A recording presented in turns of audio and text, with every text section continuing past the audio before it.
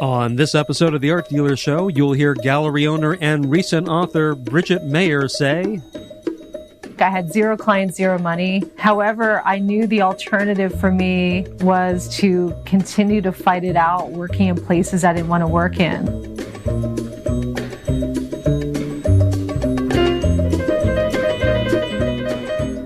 Welcome to The Art Dealer Show, a podcast about the people who sell art and for the people who sell art. My name is Danny Stern, and today on the show we have art dealer, gallery owner, and now author, Bridgette Mayer. Her recently released book, The Art Cure, is an autobiography of sorts. It's a journey, if you will, taking you from some very traumatic beginnings in her young life that seem like the least likely beginnings for someone who would eventually become an internationally recognized art dealer. We'll also get into the early stages of her art gallery business, where she started out of a one-room apartment in a very unlikely city to begin an art gallery of Philadelphia, and talk about how she grew that tiny little operation into a one that is known globally and has had great success. But we'll get back to that in a little bit. For now, let's have a short one at our usual table at the old art dealer bar.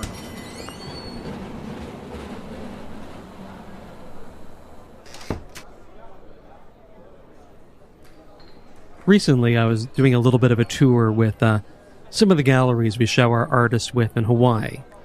Aloha out there to all my Hawaiian art dealer friends. This is one of my favorite things to do. I love getting to see the people who actually sell our artists' works. Stand there in their galleries, spend a little bit of time with them, and sometimes, if I'm lucky, I get to see one of my artists' works presented to an up. Maybe get to even see a sale. Or even better, and I like this kind of especially, get invited to share something about the artist's works myself. But what I like most, and keep in mind, I'm about to put something ahead of just getting to go to Hawaii for business. What I like most is sharing with the dealers on the floor the stories about the artists. It may be my favorite thing I get to do as an artist agent. And it's definitely the thing I miss most about no longer being on the gallery floor myself on a daily basis. Simply put, I love telling stories. The ability to tell an engaging, entertaining, downright captivating story. To me, this is the key thing that differentiates us from clerks, counter salespersons in department stores, car dealers on a lot saying, "What will it take to put you into this beauty today?" This is what differentiates a mere transactional sales worker from being a bona fide skilled art dealer, art consultant if you prefer. And to me, the difference between being a good art dealer and a great art dealer is whether they have risen to the heights of the downright raconteur, maybe one day in the far-off future, if I should ever happen to have a headstone. Someone will think to put that one word on it. That would be the most perfect headstone that I could have. For us art dealers, the people who make a living one way or the other selling art, this is often the first thing we learn about our profession. If you strip it down, what we are storytellers. And if you eventually arrive at this one realization, over time, many other related truths will start to reveal themselves to you. And they'll all seem to be somehow threaded back to that very one thing. Now, for some of us, it happens instantaneously. It can even happen the first day on the job, and for others, it somehow seems to take years to figure this out. But one way or another, when you eventually come to this realization, here's the second one that follows. The story that you have to offer is half the product that you're selling. They'll take this story home just as much as the art itself. It's the batteries they'll put inside the toy that makes it run. And it's the performance that they'll get to tell their friends when they come over. They'll tell the story like they had climbed to the top of a mountain to meet a monk who had been carrying it for a lifetime, waiting to break their vow of silence only when the person who finally bought the painting had arrived for them to share it with. Okay, maybe I've gone a little bit too far, but it's still the truth. When I worked on gallery floors, I had times where collectors would show up out of the blue. They would come in with their friends, and they would drag them over to me enthusiastically, and they would say, "Danny, tell them about the painting that we just bought." Why did they do that? Sure, I can put on a fun show, at least I hope so, and, well, at least it's a free one. But that's not really it. At least not entirely. Here's why. It's because of the next thing that an art dealer figures out. The next thing that they learn related to that truth that we are storytellers. That the story proves the value. They want me to tell the story because, like any good presentation about a piece of art, it establishes a value for the piece of art. And the best part is, being a story, it can do so in a context and on the terms that the storyteller establishes. Stories are their own worlds, with their own rules, and in them, the artists are geniuses. And the work in this gallery, a gallery that you serendipitously fell into from right off the street, happens to have the greatest examples of. And the greatest of all of them is the one you were drawn to. This very one. The one we now have up on the rail underneath the lights in this viewing room. So back to those people who dragged their friends in for me to tell them the story about their artwork. Well, here's why they were doing that. They were tasking me to tell them the story that explains what I just explained. They're asking me to tell the story that explains that they found a great artist and they picked out one of their best works and that they had bought something spectacularly important. They were asking me to define not only the value of the artwork, but the value of their acquisition, and more importantly, the value of who they were now that they were collectors of the work. Okay, let's not get too lost in the psychology of the art collector here, at least not for this one conversation. Let me get back to just this ongoing story point that I've been harping on here. Let me make another point about it, and an important distinction too. There is a very big difference between a well-told story, an effectively told story, and knowing a good tale. And that difference, well, that's solely on the person who tells the story themselves. So why do I make a point of that? Well, the fact is, to be a great storyteller, you have to know your own voice. You have to settle on it. And to do that, you have to know who you are. And what I mean by knowing who you are, I'm not talking about those deep questions that you have to face, when you're going through a midlife crisis or something. I mean, you have to know at least who you are in that moment. Who are you? Who is this person who stands here on a gallery floor telling people who randomly walk in from off the streets about artwork and the artist and its importance and its value? Who is that person? What gives you authority? What makes you special in this moment? If you can answer that and be comfortable with that answer, well, it becomes very easy to tell the story. More importantly, just as importantly, you have to believe the words that are coming out of your own mouth. You can't just randomly say things. They have to not only be words that you know that are true, but are words that you know have meaning and value. Because quite frankly, how could they have any value to the person who's listening to you if they don't have value to the person who is speaking them? Like I said, it's what separates the art dealers from the salespeople. And there's one other thing to learn. Often it's far down the line, but ironically, it should be the very first thing that we're taught. It should be the very first thing that we're tuned into when we're first getting a job as an art dealer. So if no one else has told this to you before, let me be that first. For good or for bad, take it as you will. That above all else, what being an art dealer is, heck, what just being in the art business is, what many of you may be eyeball deep in right now and not even be aware of it. It's that the art business is show business, baby.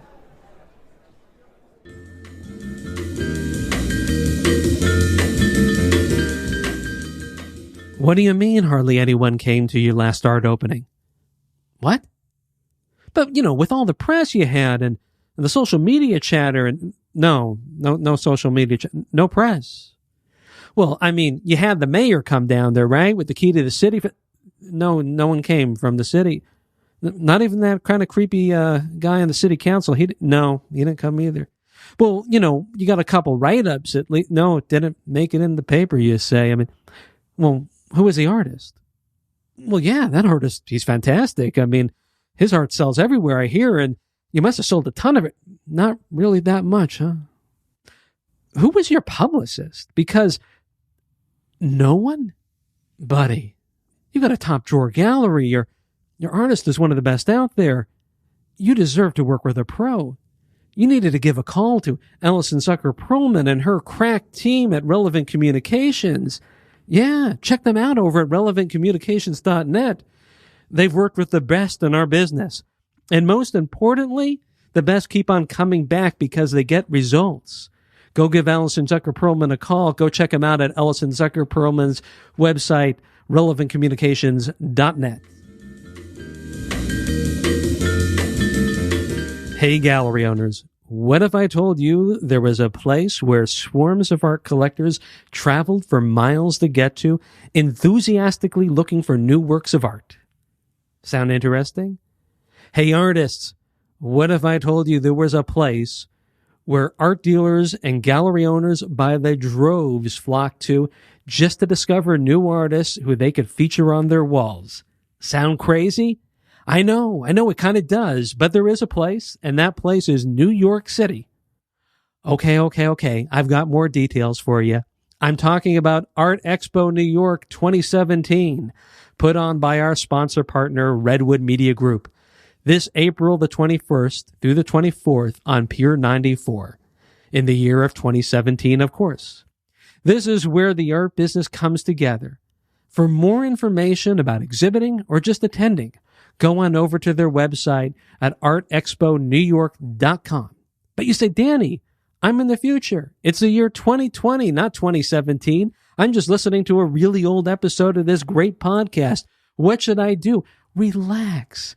Just sit back in that self-driving Uber car that you're probably in and go over on whatever device it is you future folks use these days and look up that website, artexponewyork.com. I'm sure there's a 2020 version of this too. Listen to this. Quote, glad I saw your first ad in Art World News. End quote. That's an excerpt from a review about this very podcast on iTunes. It's written by Can Do Man, and he goes on to say that he's a framer who's been in the business for the past 25 years. Can Do Man saw my ad in Art World News. He's now a listener to this podcast because of it. There's so much packed in that statement. 1, ads work. 2, they work in Art World News especially. 3, Can Do Man is no slouch. He's in our business. 4, this is where professionals like Can Do Man can be found. 5, they come to Art World News to know what's going on in the business. I love it when things work exactly like they should. Get what you need at Art World News. It's exactly what it should be. Like I was talking about before, there is a lot of show business in what we do. To one degree or another, the people in this business, by desire or by default, are performers, entertainers, actors. Not deceptively so, but we carry some versions of an image. Jet setter, scholarly art professor, or even the, oh shucks, I'm just a country store owner with some pretty paintings on my wall. These characters are what we wear that allow us to find the balance between our honest selves and the image of the person the collectors feel should be selling things of such value. The path to finding these personalities we wear like work clothes are what some entertainers would call finding your voice. It's personal and very individual. The process of finding your own voice typically comes from digging deep, finding out what's really inside of you. What are the things you value? The things that get you up in the morning. And also, along with that, the things that can weigh you down, sometimes down so deep they're like shackles around our ankles. That's where I think we begin with our guest, Bridgette Mayer. Bridgette, along with being a successful art dealer and gallery owner in Philadelphia, has just written her very first book, The Art Cure, a memoir of abuse and fortune. As you can imagine, this is a journey that starts in a place that most of us would never want to revisit ourselves. I grew up in sheer poverty. I mean, I was abused for the first 9 years of my life. I was in and out of foster care.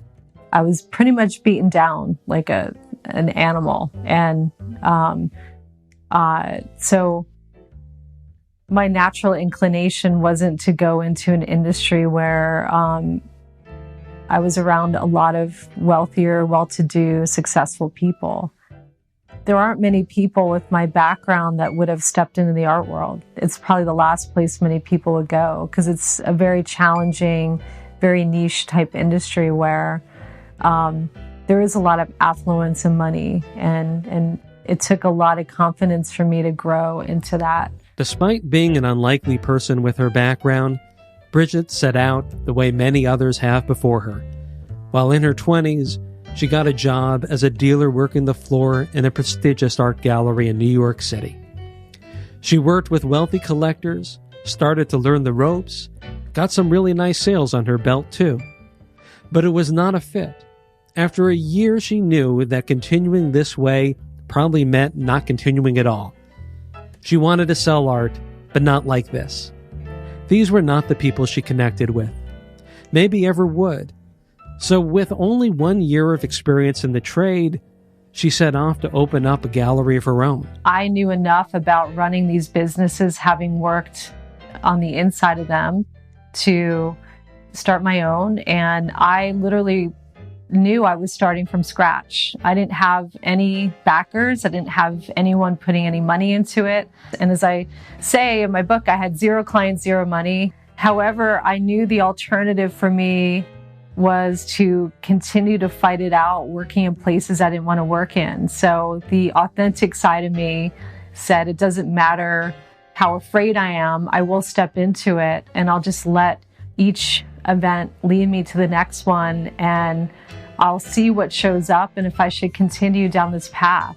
And so that's what I did. Bridgette not only took a risk of bucking the gallery system, of putting in your years on the floor, becoming a director, coming up through the ranks, but in addition to that, she decided to leave New York as well, to the unlikely market of Philadelphia. And what attracted me to Philadelphia, that it's to me, a working class, blue collar type of place. And that's how I grew up.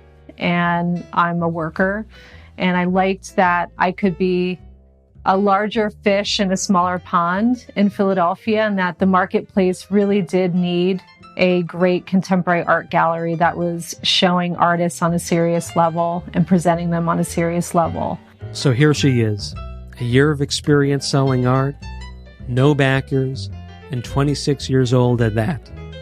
Opening a new art business in a town with very few other galleries, let alone a market of collectors necessarily waiting for another one to arrive. It was a lot of work, and I see myself clearly. I was in the gallery all the time, and I was working nonstop with this passion and drive to make it happen. And there were a lot of things in the first month, and one was getting into this space that was a pretty dirty, dusty, beat-up space on Washington Square that hadn't been occupied in over 5 years and was an office space. And I didn't have a car. So I was taking taxis to Home Depot and being really resourceful about how I was setting up the gallery. And I did a lot of the work myself, painting walls, hanging track lighting, which in hindsight, I think back and I'm like, that's crazy. I opened in May of 2001. I had a great opening. And then literally a month later, I felt the foot traffic die down, and it continued June, July, and August. And that's where I realized, oh, wow, everyone from Philadelphia clears out for the summer and heads to the beach. And so things were very quiet for me over the summer. I didn't do a lot of business, which was a little bit discouraging. And then coming back in September, I thought, okay, everyone's back to work and I'm going to have a great opening. And then 9/11 happened. Everything just shut down. I had about 6 months worth of savings that I knew would cover me. And this is where a little bit of bravery came in for me. And I just knew that I had to get through the first year so I didn't default on my lease. And the scary part is I was watching it diminish pretty rapidly because I still had all my expenses over the summer. And then really the next 2 months, I sold one print for $400. An artist came in and bought something and I made $200. I'm down to almost nothing. And then I had a really great show and it really brought the community out. And that's when the sales started coming in. And basically that show helped me get through the next 3 months ahead of me. And I just kept building like that. Early on, when I opened my business, I was constantly getting questioned about, well, where did you come from and who are you? And talk about your resume and, why are you opening this gallery? So I felt like I was constantly defending my decisions and the artists I was showing. And partly because I wasn't from Philadelphia and people didn't know me. And I did come from out of nowhere. So that was part of my early beginning. I'm wondering why the choice of Philadelphia, a market you identified that did not have a particularly sophisticated gallery scene in existence. And I'm thinking, here it is, you're coming from New York, the most established gallery city in the country, where people know everybody's pedigree. If you're new, we know you're new, right, in that town. And people can assess you pretty quickly because we know, even if you haven't been in the art business, who you already knew, who you studied with, if you have an art education, all of those things are very on the surface. Yeah. And the collectors are pretty savvy too. Yeah. Philadelphia, was it potentially at all attractive because there were no established standards for any of that coming into the market? I didn't really know about the types of collectors in the city, and I wasn't really thinking about people knowing me. I was more interested in making a living in the art world and what my next, how I was actually going to do that and make it a reality. I was still green that I didn't know that there weren't too many contemporary artists in Philadelphia that were actually doing well. And when I figured that out, then it became another drive of mine to create a program where I would curate 15 to 20 artists and really build with them at zero and help them build a career, and that I'd be responsible with them and for them. So that was appealing to me. What part of that was most exciting? Starting from scratch, like literally someone walking out of grad school, like they didn't have a following, they weren't known. I wasn't known, and that we could join forces and I could help drive their creative process. Was there any joy in kind of being their champion, being their hero in it? Oh, yeah. And I was someone that anytime a client bought a painting, I immediately got on the phone with the artist, and there's a lot of excitement. And I'm someone where I pay my artists immediately. So I just loved writing checks to artists. I still do. There's joy in that. And I do feel like I can be a hero in that. And I don't think all art gallery owners are like that. Oh, yeah. I mean, sometimes I'm too connected to the artists that I've worked with. And I've had to realize, okay, I have to stand back and separate. And I've had artists where I've written $30,000, $40,000 in checks to them, which to me is a lot of hard work. And I've watched it disappear. And I've had moments of frustration and even tears where I feel like I'm trying to make an impact on someone's financial life, and they're not actually taking care of the money coming in from their art career. And at times like that, I've had to take a step back and say, okay, my job is this. My job is not to be their financial advisor. And what do you think that comes from? I mean, do you think they just don't have the instinct to take care of themselves, or they think it's just going to keep on coming all the time, or there's maybe some self-destruction in there? I think it's all the above of what you just said. And what I've learned is that often we carry the patterns of our family and our family's history with how we think about money And some people, it's feast or famine, and that's going to be the story of their life. And I mean, I know for myself, I early on knew that one, anytime I made money, I had to put it aside. I had to save it to build up a cushion. And then secondly, I knew for my business to grow, I had to reinvest it back in advertising and having a better website and doing things to grow the business. And however, that's not how I was raised. I literally had to do a lot of reprogramming around money and to learn about money, because I was never taught about money, anything other than we don't have enough money. And I grew up in poverty where literally my mom would disappear for weeks and not feed us. And we would have to go trash picking to go feed ourselves. So that was my understanding of money. Well, you really have two different childhoods, right? I do. In reality. Yeah. You kind of have your pre-6-7 childhood and your post-6-7 childhood. I grew up in Jersey City, New Jersey. That's where I was born. And I didn't know my father. My mom was a drug addict, alcoholic, and she was very abusive too. She had 6 of us and through 2 different men in her life. And she would leave us at times and disappear and lock us in this 1-bedroom, pretty dingy apartment. We had no furniture except a mattress and a few chairs. And we would often not have food to eat. And so we'd be afraid. And then when she was around, sometimes we would have food and then other times we were being beaten. So it was a very scary, tumultuous environment. And I was in and out of foster care for the first 9 years of my life until I was adopted. So that was one picture I grew up in. Dirty apartment, no parents, no food, and abuse. And I was taken. And what was worse, foster parents or your actual mother? My actual mother. I mean, it was terrifying. And that was something I had to overcome stepping into the art world, because as a child, I was, if I spoke up, if I made noise, I was beaten. So I had to, years later, find a way to look at people in the eyes and have these direct conversations and not be afraid that I was going to get in trouble for an opinion or for speaking up.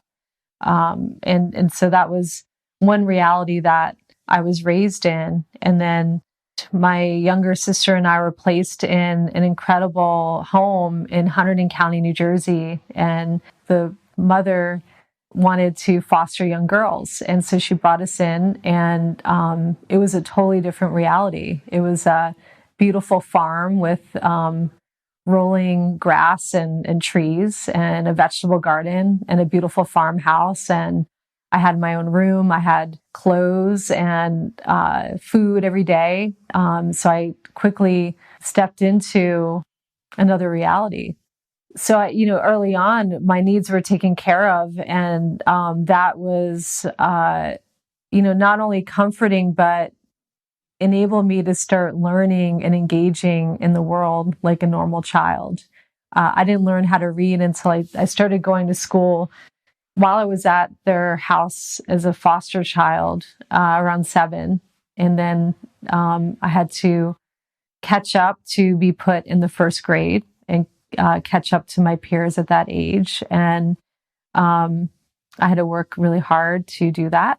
But as far as the money coming into play, my dad was a corporate guy, my adopted dad, and my dad was caring for 6 kids, and 4 of us went to college, so he had to pay college bills. And I know how hard he worked, and that was the model that was set in front of me, to work really hard to make money and to make it in the world. I came from that. I came from working class folks. Yeah. White collar working class. Yeah. So, I mean, middle class. Yeah.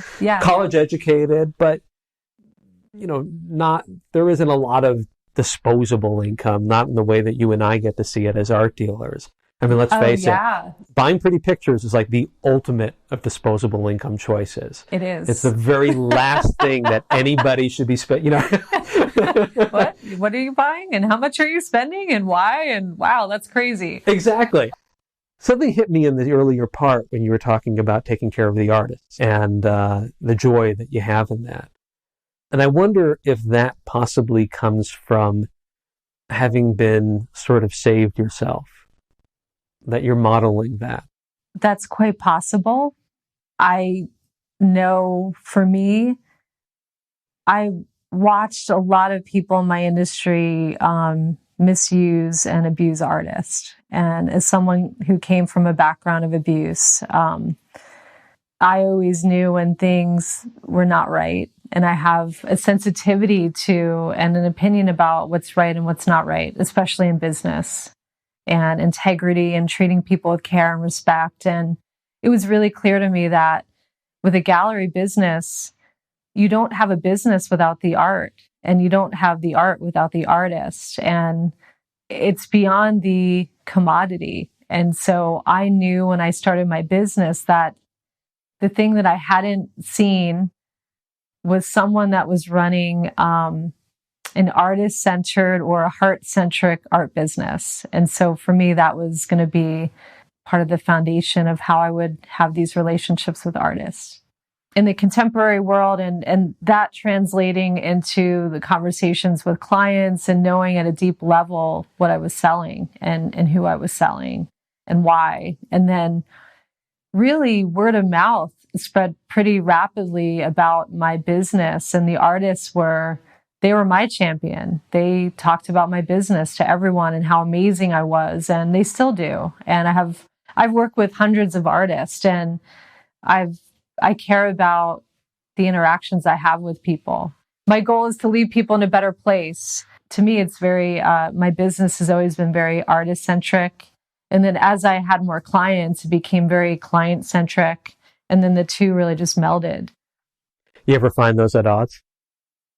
Yeah, I've encountered artists that don't have a lot of self-confidence, not speaking highly of their own work. And that's been that I've had that experience a few times where I've kind of cringed and like, oh, come on, like you're better than that. And, I know clients don't want to hear about how insecure someone's feeling about a particular painting. They're not going to buy it. So, yeah. It's a very delicate balance I found in my own career of how much you expose the artist to the collector. Yeah. That there's a reason why artists need galleries, and it's not just because sometimes they're not great at putting their best foot forward to explain themselves, but sometimes their nature to be raw, to be in tune to their own feelings, can be very much at odds to a collector experience. It can. And now even with social media, there's even more artists out there talking. And I sometimes ask myself, like, why would you say that? And do you know the impression you're creating professionally? And you don't know who's looking at you. And I'm an art dealer and I'm seeing the post, and I see a lot of unprofessionalism out there in the... Or can you even give me an example of that anything specifically happened? Recently, with all the political stuff happening in our right now, that people having very opinionated opinions about the elections, Mm-hmm. and it's kind of a fine line between how much you say online, and now you can't really take back what you say. It's there. Have you ever had a collector say, I'm not as keen about this artist as I once was now that I read their comment on Facebook? Or just commenting on, wow, they're opinionated, or they don't seem to be doing so well. And so, yeah. Yeah, I've encountered it myself, that, it gives as much as it takes with social media. For me, it's the aura of professionalism and how you're putting yourself into the marketplace. And I'm not inclined to work with artists that are what I would describe loose cannons, and you can learn a lot about people through how they display their art, either on their websites or how they are appearing in social media. Have you had a situation, and I thought about this earlier when you're talking about starting as being a champion of the artists, here it was, you were going into Philadelphia, brand new market for you, no way to know what's going to be successful and not. I mean, I've had the experience of, look, if I signed every artist's artwork I like and just did that as a living period, let me rephrase that.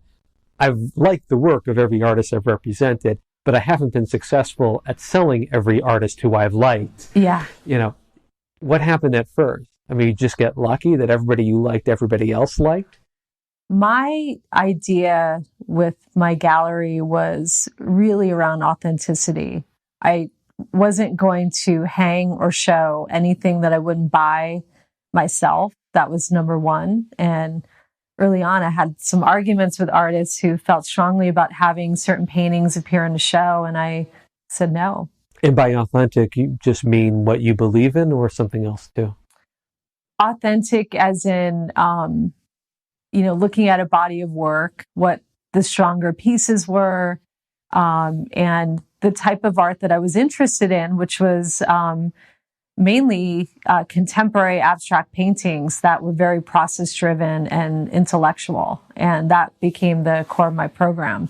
And I had a few people in the Philadelphia community tell me that the gallery wasn't going to do well because people didn't buy that type of art in Philadelphia. They bought figurative art, they bought landscape art, but they weren't buying abstract contemporary art, and they had things to back it up, like other galleries that had tried that before, but that had shut down and closed. And I just listened and said, all right, well, I need to find the people that want to buy the type of art that I want to sell.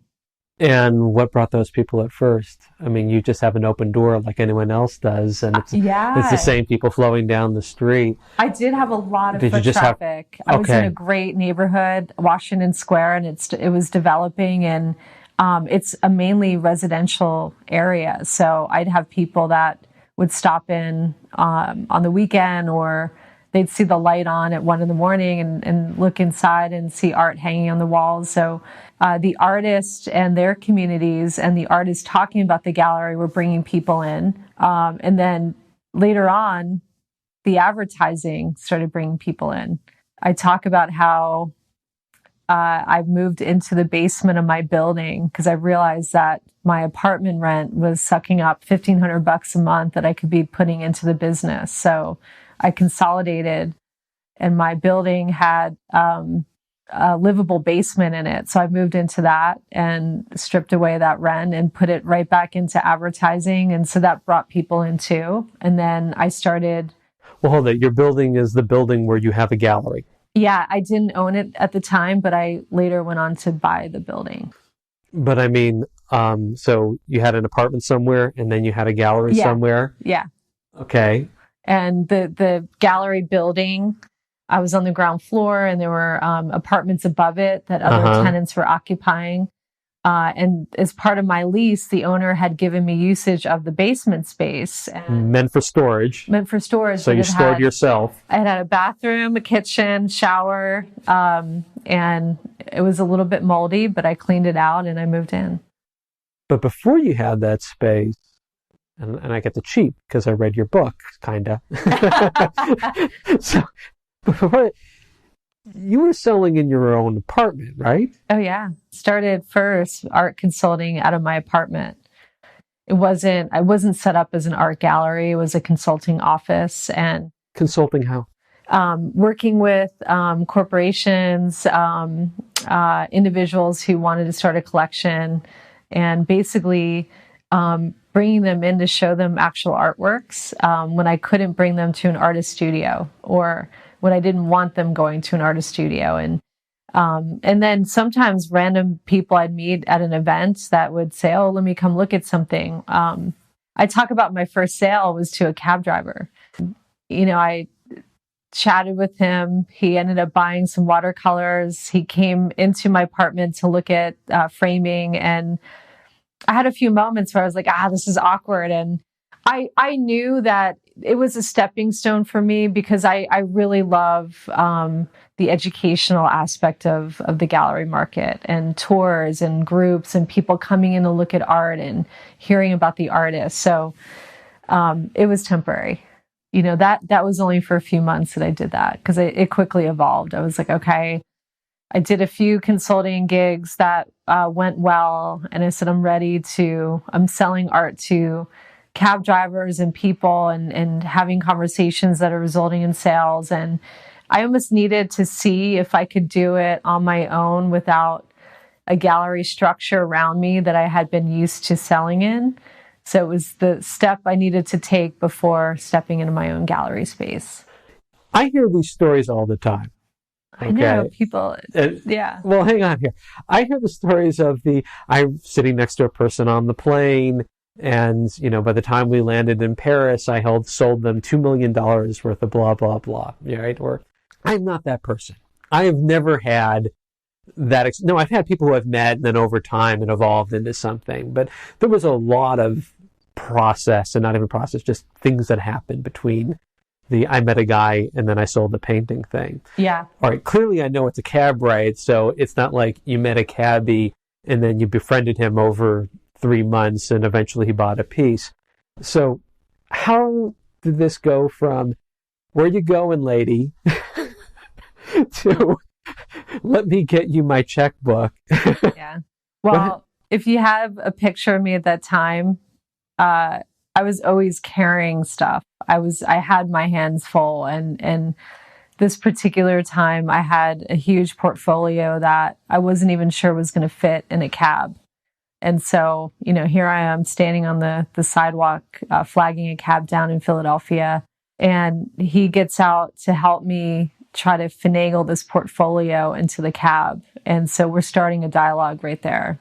For me, it was just, I truly love people. I love connecting with people. I love talking to everyone. I just started chatting about him. How's your day going? And, da da da. And what's him like right back to me? Well, what are you up to? Oh, I'm going back to my apartment to bring some art. And, oh, what do you do for a living? Oh, I just started art consulting. And I started a new business. Oh, what's in the portfolio? Oh, it's this and this. And so I just through this conversation that was very open and curious and expansive. That's how it started. And I've had a lot of moments with my career where through my act of being open and talkative to people and curious, that's led me to meet clients and have these long-term relationships. And many of my early clients, they would wander in and I would just chat with them for 20, 30 minutes, give them a tour.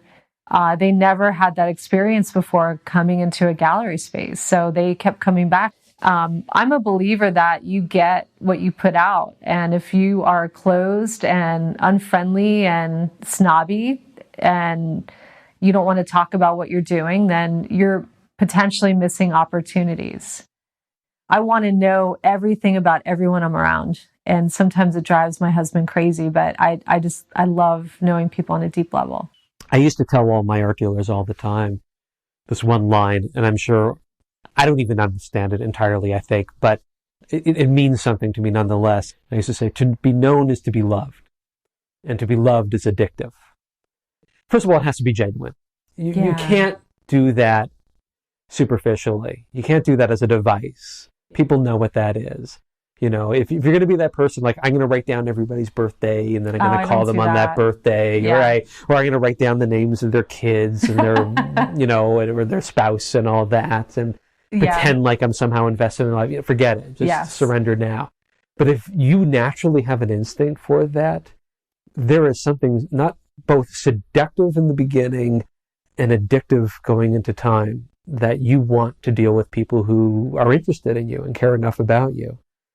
The question is, and this is where I think there's a lot of people who have that talent, it doesn't translate necessarily into any success, is where the turn on that is.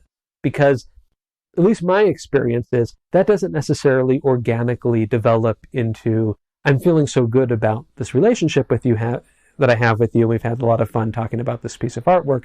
This is a piece of artwork I want to buy. Somewhere in there, there's a turn. Somewhere no matter how real you are and being that person who is interested in that level, Yeah. has to become the art dealer, has to become the professional. Sure. And say, here's a moment where I'm going to start addressing them as a prospective buyer, not just a person who I'm excited to share something with. Yeah, absolutely. Do you have that instinctively? Or did you have to learn that after a while? Well, I learned everything I could about sales, and I read a ton of books. I studied it. And the cool thing about practicing or having my own business is that I could literally practice it. But my initial goal was to build rapport with people and build the relationship. And I had one client that came in for 5 years before he bought a painting. And I kept nudging and urging. And finally, I just point blank said, well, you come in, you like the shows, you come to the openings. I know you like talking to me, but why haven't you bought anything? And his reply was, I've seen a lot of businesses come and go in Philadelphia. I've seen a lot of art galleries come and go. And I want to make sure that you're still going to be around. And I said, okay, well, 5 years isn't enough time for you, and you haven't seen anything you've liked in the last 5 years. And he said, no, I've loved it all. And I said, well, who do you love the most? What artist? Well, I love this artist. Okay, well, that was the open door, and that started the dialogue. And he came back and bought from me in the next show. But I know you would have been out of business if you waited 5 years on everybody.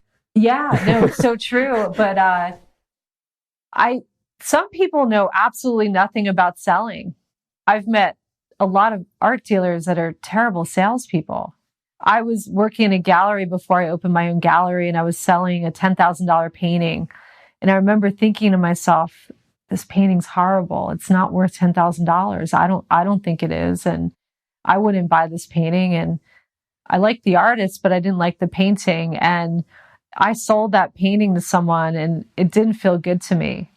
And so that was a big moment for me. And I remember meeting someone in sales who basically said, you should never have anything in your business that you wouldn't buy yourself. And that really stuck with me.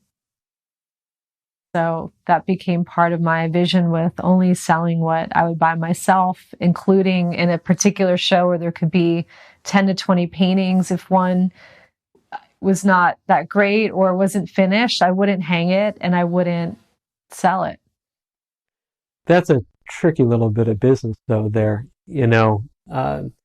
What's tricky about it? Well, there are artists you believe in, but they have things that sometimes you're really into and sometimes that you're not. And with that, astonishingly, sometimes things that you're not finds people that it's for. I've had that where I love my artist. I don't get this particular piece that they produced, and have a collector that thinks it's the neatest damn thing in the world. Yeah. And I'm torn.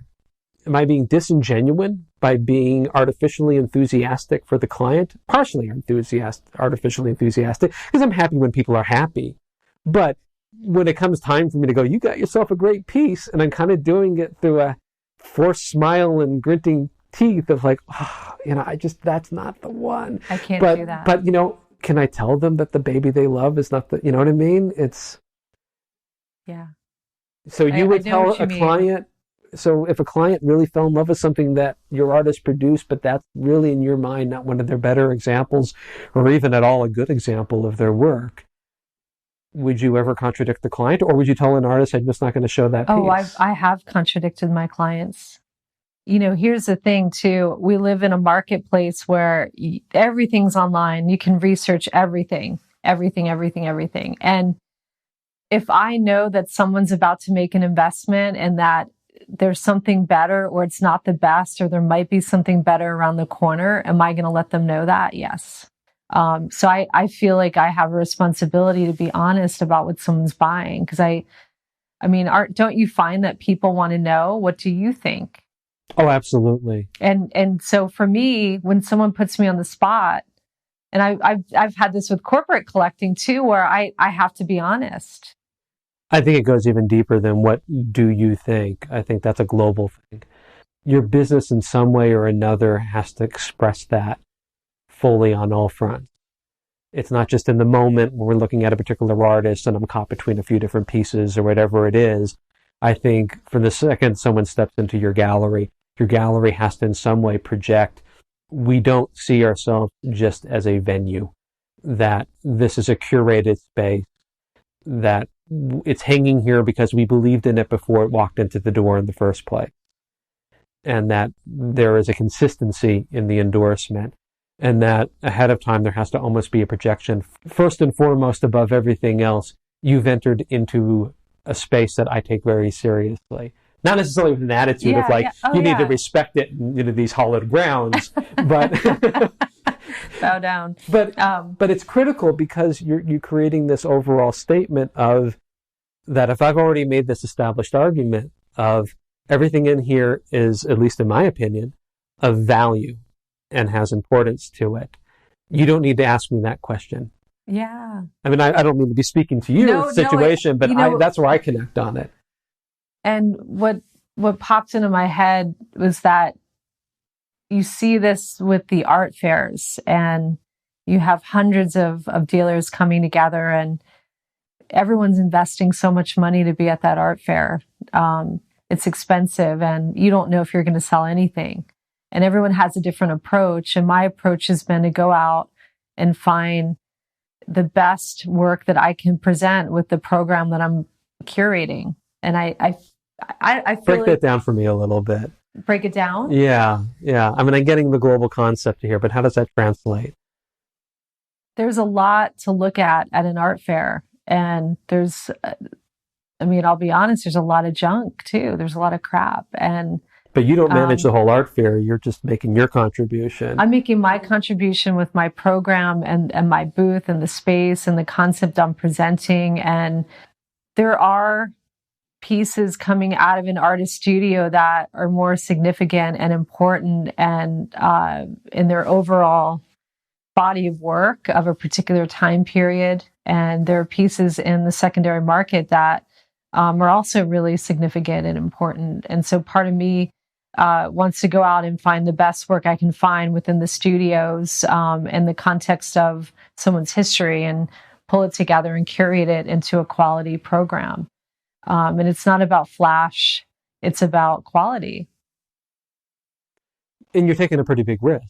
I mean, you believe in it, but you're not, representing, one of the top 20 artists who are living in, art today. I'm not. No. So we can't expect that everybody read about who you were handling, in Art in America last month, and now they understand what this is, or they trade in it themselves, so they get it. That would be easier. Yeah, it would be a lot. Can you make that happen, Danny? But there seems to be two real basic approaches to art fairs these days, right? Yeah. It's, I'm going to bring out what I think is great and hope you're down with me on that. Or I'm going to bring out the same thing that a lot of people bring out, but we all know what it is, so I can signal to you in very basic languages. Meaning, I'm going to put up my Andy Warhol, and I'm going to put up my, you name the major artist, Keith Haring, or, whatever it is. Ken Nolan painting. I had a or even Banksy, painting, more contemporarily. Yeah. Okay, but I'm going to work with some of the basics here, so I can say I have the brand. Yeah. So you have these two choices, but you're talking about something that's just slightly to the middle of that. I was just going to say I'm in the middle of it, and right. I certainly have flash here and there. If you want to call it that, Kenneth Nolan or Jasper Johns or a Pollock painting, and the sale of those paintings helps carry my art fair expense. But where my true heart are the contemporary artists that are still living and that are in the marketplace making great art. But more importantly, it declares your ranking. Yeah. It says what level I'm at. Yeah. I'm an art dealer who has a Jackson Pollock painting. Yeah. Right. And then it's I have access to more than I show with it. I love living, breathing, mid-career to the next tier up artist. Talking about fairs are a big part of your business model now. They have been. And this is kind of new to me, I have to confess. I'm late to the game, and it's because I'm as the fairs have become a bigger thing, I'm an agent, so I'm not in the model where a gallery directly representing an artist, where a lot of the fairs are. What I'm wondering is what's the difference between those two collectors, or is there a difference? The person who goes to the fair and you're selling to and you pick up as a client, is that any different from the collector who you pick up on the floor of your own gallery? Oh yeah, quite different for my marketplace of Philadelphia. I've met clients from around the world that aren't shopping in Philadelphia, Pennsylvania for contemporary art and aren't going to wander into my physical space, and they're not going to find me on the internet unless exactly what I'm showing is in alignment with what they're collecting. So for me, it's enabled me to accelerate the global aspect of my business and working with clients around the world, whether it's Mexico City, Italy, Costa Rica. And these are people that aren't flying into Philadelphia to come look at art. So, when you have 40,000 people coming through a space over a 4 or 5 day fair, there's a lot of opportunity there to connect with people you wouldn't know. And you said you were late to the game. We've only done art fairs for 8 years. And when I started doing them, I finally had enough money to do them. And I was late to the game. And I think you can come in at any point. It's just a heck of a lot more expensive right now to enter than it was back in 2001 when they were really starting to pick up speed. I think it's a hard environment to figure out though still. I think it's overwhelming for the collector. Yeah. There's a lot to take in, and what I've seen the last 5 years is that more and more people are now hiring and relying on art advisors, which I love because they're going to do their research. They're going to guide the person in a great way. And tell me about that. I haven't run into a lot of art advisors in my line. You see them at the fairs. Yeah. Well, I haven't had. Yeah. I don't, I go to the fairs, but I don't work them a lot. What I wonder, look, my connection with that is for years I've dealt with designers, interior designers. Mm-hmm. And I have to confess, the minute someone says I'm an interior designer, I cringe, if not actually want to walk away from the conversation. Why? I love working with designers. Well, here's why. Because designers are not approaching it as actual consultants. Their goal is to make a pretty environment. It's not to make a real art acquisition. They're not looking for making their client a collector of that artist. It's just wall fill. Which Some means, of them are. And they're working with budgets usually. They are. And they're looking for galleries or artists that are going to give them a break that's going to allow them to get a markup in there. Because you have a lot of interior designers where that's their whole model of business. So you're put in these positions where they want a discount on the art or they want a kickback on the art for a person who's not buying it because they're invested in you, meaning you, the artist. Yeah. So that's why I would. But it sounds like the consultant is something different. I love different challenges, and budgets can be one challenge. Design is another challenge, and I love working with people on commission artworks. And I love it because it's a new client stepping into my world, and with an advisor, it's not someone that I would necessarily be meeting because they're already working with someone. And if someone wants to step into my world, I want to connect them with what they're interested in or show them something that they haven't considered.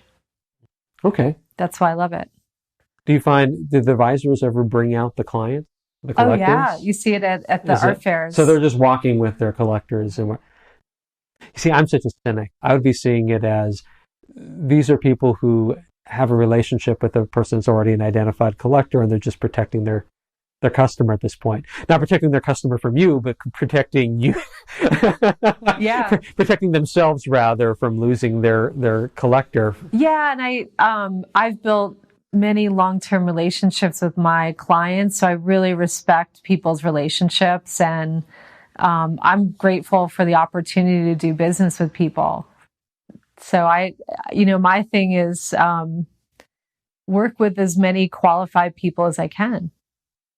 I think you're also in a world where it's not even a choice for you at this point. They exist.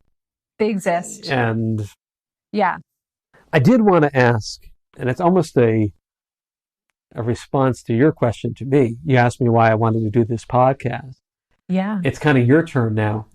You have a successful gallery business, have a lot of collectors, have a reputation for yourself. You really have nothing to prove, but you wanted to do something that terrifies me, which is have to sit down and write a book.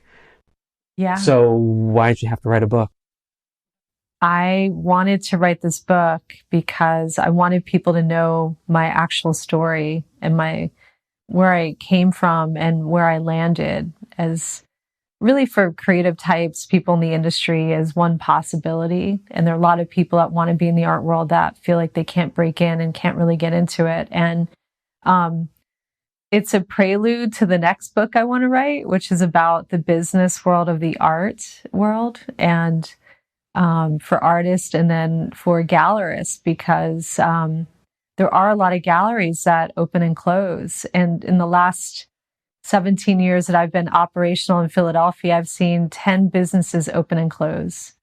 And so what happened? Why is someone like me still in business, and why weren't they able to sustain in the same marketplace? And so I want to write, I'm really interested in the business side of the art market and the art world, and on the artist side and then the art dealer side, because there are great artists that never make it in the marketplace and they're not known and they'll never be in a gallery. And I knew I was going to go in that direction, but before I went there, I wanted people to know that I wasn't born with a silver spoon in my mouth. Actually, my beginnings were really incredibly challenging. Here's my story. And a lot of times people think they know you or they want to make up stories about you. And I wanted people to know my story from me. It almost seems like there's 5 to 10 different things packed into that. Yeah. So forgive me for fishing around a little bit. Yeah, go for it. So here's what I'm hearing in it. Unrelated entirely to the art business, it sounds like there's a desire to be seen. There's also, it seems like, coming as an art dealer, a bit of the point you're trying to make is building a successful art business is not dependent upon station in society, in your own life, and the good fortune of the things that come with that. It's not another version of rich people being born on third base. Yeah. You know what I mean? Yeah. It wasn't because my family knew a bunch of rich people and that introduced me to the business. This can be done by legitimate representing artists the right way and talking to collectors the right way. Oh yeah. And I have friends that are very well educated that want to open galleries or be in the art world, but they're too afraid to do it. And this isn't taught in any, it's not like going to get your MBA where you're going to come out and be an analyst or do this or that. One of the ways to learn is through other colleagues in the industry, and not many people want to talk about what they do that creates their success. And I want to. So I'm only left with one question I didn't ask as we were talking, that came up rather recently, talking about your consulting. What is the most common mistake that's being made out? You said you've seen a lot of galleries come and go in your neighborhood. What's the thing that they're not getting? Or there's that it's a business, and that I've seen some artists open galleries, and I've seen gallerists open galleries that have never worked in a gallery, don't know the industry, and just think that they're going to put pictures up on a wall. People are going to come in, they're going to sell them, and they're going to stay in business. And there's no vision, there's no mission, there's not a lot of connection to the artists, there's not a connection to the community. So I think there's more of a surface level idea of what being a gallery is. That's what I've noticed. Yeah, I have to agree. And I've had some hard conversations with a lot of gallery owners. And usually the biggest mistake they make is they think this is something that can go into unlike any other field that they could imagine. It's funny, most gallery owners, I find, they come from another field typically at some point, right? And usually they're opening a gallery because they had some success in that field. It gave them some money, And now they want to do something that's a lot more fun. Yeah. You know, or at least a lot more sexy to say when they're at a party with their friends. Yeah. You know, they had been a CPA, you know, and now they're 50 and they put some money away. Yeah. Right. And they don't want to have a boss anymore, whatever it is. Yeah. And they want to get some more joy out of life. And then they go in and they do something completely contrary to what they would have done in their own career that got them to that point. Yes. You know, they would, if I told anybody, well, I could just become a CPA tomorrow, just get myself a copy of QuickBooks, right? And then just go get people's, you know, accounting and add up the numbers. Is that what it is? And they'll go, no, there's laws and there's a lifetime of science and art that's involved in becoming good at this. And there's culture to it. And, you know, you really have to understand a lot of different nuanced things to be any good at this field. Yeah. But I'm just going to hang a shingle up and put some artwork on my wall and put lights on it and say I'm an art gallery.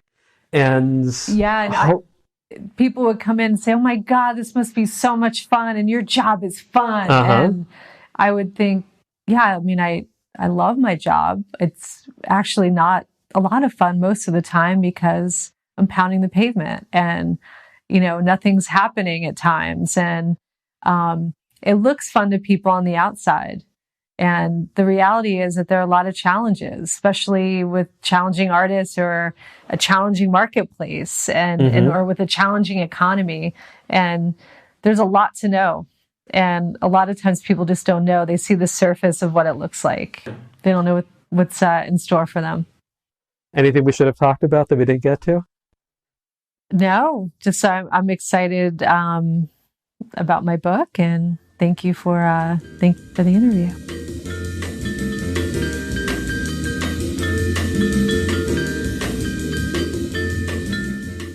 In my hands right now is my own personal autographed copy of Bridgette Mayer's new book, The Art Cure. It's a great read, and it's a great story, not just for us art dealer folk, but for anyone who loves a true story about a strong woman's journey to success despite a lot of incredible challenges. I recommend it. Now, if you're enjoying this show, and I hope you are, and you've been asking yourself, what can I do to say thanks? How can I put a little something in Danny's little tip jar without actually spending any real money? Well, there's a few ways you can be doing that. One, spread the word a little bit.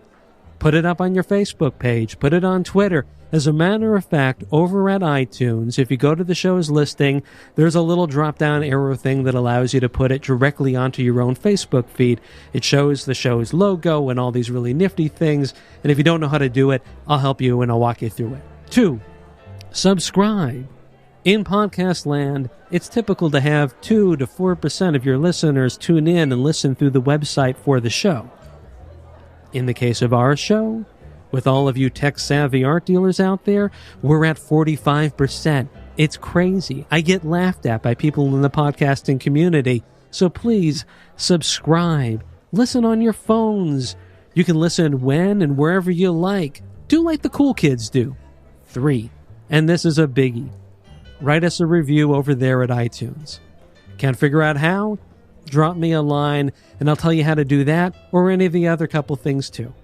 And that leads me to the thank yous for the week. Here are 2 listeners who have dropped a little bit of symbolic coin into my tip jar up on iTunes, where, by the way, we have nothing but 5-star reviews across the board. Pretty proud of that. First, Tina Palmer. Tina said some very kind things about my voice. I don't know why I value that so much, but I do, so thank you. She says also in the review, and I'm quoting here, "Thanks for doing this. As a working artist for the past 16 years, I love hearing from so many veterans in the art business. And I'm feeling a bit like a veteran myself since I can relate. Keep it going." End quote. Thanks, Tina. I will keep it going if you keep on listening. And if I stop, we all know who to blame. No, I'm just kidding, Tina. Thank you again. And as I noted, Tina is an artist, and you should go check out her work. It's actually some great stuff. TinaPalmerArt.com is the site you can go look at it. Next, Can Do Nan. Yes, it's the guy from the Art World News ad that I did a little bit earlier. Thank you, Can Do Nan, for participating in an ad that I didn't get your permission for. I hope that's okay. I also wish you'd write in and let me know who you really are, and maybe even tell me your real name and the name of your business. It'd be great to get to meet you. The title he gave his review is Listening Intently. Like I noted before, he owns, I guess it's a he owns his own framing business, and he has for the past 25 years. And here's what he said that I did not put in that Art World News ad. Quote, listening to the podcast broadens my understanding of how art I frame gets in the hands of my clients. Your podcast confirms what I have also discovered over these years, that sales is about relationships with people, not coldly hawking wares. Testify, Can Do Nan. He also asked that the piano music be turned down a bit in the background. All right, no tech in. I really appreciate the feedback too, and I'll try to do my best. And I'd like to thank our sponsor partners, Art World News, Relevant Communications, the Art World's publicists, Redwood Media Group, and their next show coming up, Art Expo New York 2017. Please go over and check out their websites to learn more. So, until next time we meet here at my little corner booth in the back of the old art dealer bar, may the collectors fall from the trees like coconuts the size of elephants. Good night, my art dealers. Good night. This has been The Art Dealer Show. You can find us online at artdealer.show. We can also be found at most every social media site with the handle Art Dealer Show. Got something to tell us? Got something to ask us? Email me directly at danny@artdealer.show.